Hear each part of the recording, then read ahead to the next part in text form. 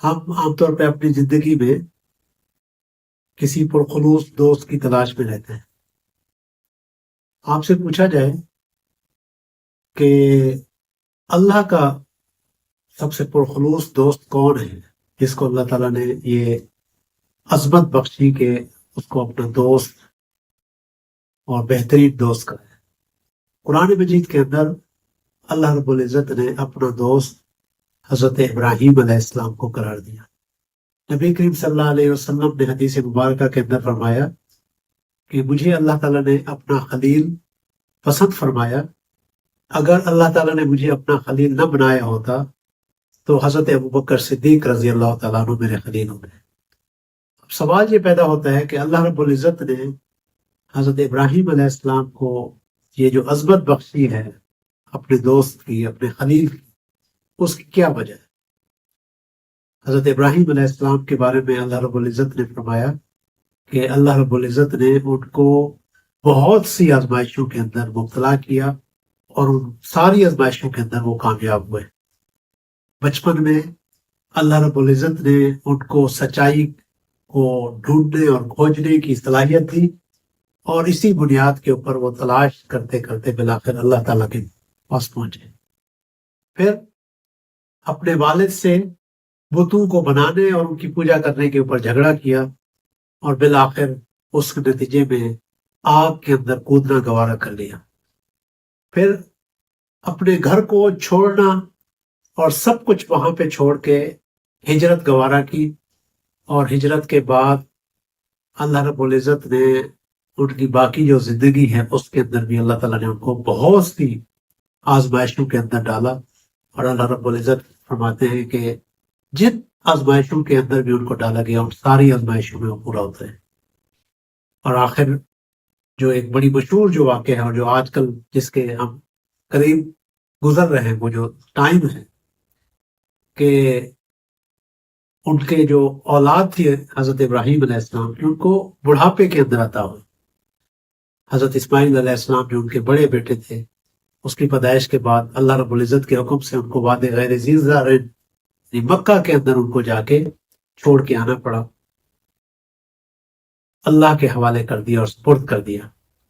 اور پھر جب واپس آئے اور بیٹا جو ہے سمجھداری کی اس کیفیت کو پہنچ چکا تھا، اس کے اندر انہوں نے اپنے خواب میں دیکھا، جو میں نے ابھی آپ کے سامنے آیت تلاوت کی کہ اے بیٹا، میں یہ دیکھ رہا ہوں کہ اپنے خواب میں کہ میں آپ کو ذبح کر رہا ہوں۔ اور انبیاء کے جو خواب ہوتے ہیں وہ وحی کی مانند ہوتے ہیں، بالکل وحی کی طرح ہوتے ہیں۔ تو جب اپنے بیٹے کو اپنا یہ خواب سنایا تو بیٹا بھی اسی طرح کا فرما بردار تھا۔ حضرت اسماعیل جو بچے تھے، سمجھداری کی اس کیفیت کے اندر پہنچ چکے تھے، لیکن وہ ابراہیم کے بیٹے تھے، اور انہوں نے کیا عرض کیا کہ یا ابت افعل ما تؤمر، کہ ابا جان وہ آپ کر گزریے جس کا آپ کو حکم دیا گیا ہے۔ آپ ذرا تصور کیجئے کہ آپ کو بڑھاپے میں اولاد ملی، اور بڑھاپے کی اس اولاد کو اللہ رب العزت نے آپ کے خواب میں دکھایا کہ آپ اس کو ذبح کر رہے ہیں۔ ابھی تو ظاہر ہے یہ سارے واقعات ہمارے سامنے ہیں، پوری کی پوری کہانی ہم نے سنی ہوئی ہے، لیکن ذرا اس بوڑھے باپ کے اس دل کی اس کیفیت کا اندازہ کیجئے کہ انہوں نے اپنے خواب میں یہی دیکھا کہ اپنے بچے کو ذبح کر رہے ہیں۔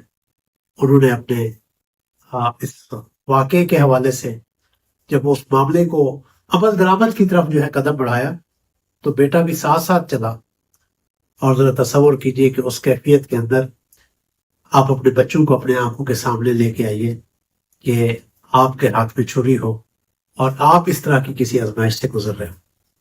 تو حضرت ابراہیم علیہ السلام جب اس کیفیت سے گزرے تو شیطان نے ان کو آ کے بہکانے کی اور مختلف جواز پیش کرنے کی کوشش کی کہ آپ کو اس بڑھاپے کے اندر اتنی عرصے کے بعد ملی ہوئی اولاد کو یہ ذبح کرنے کا تو کوئی منطق نہیں بنتی، اس کی تو کوئی دلیل نہیں ہے، اس کا کوئی اور راستہ نکل سکتا ہے۔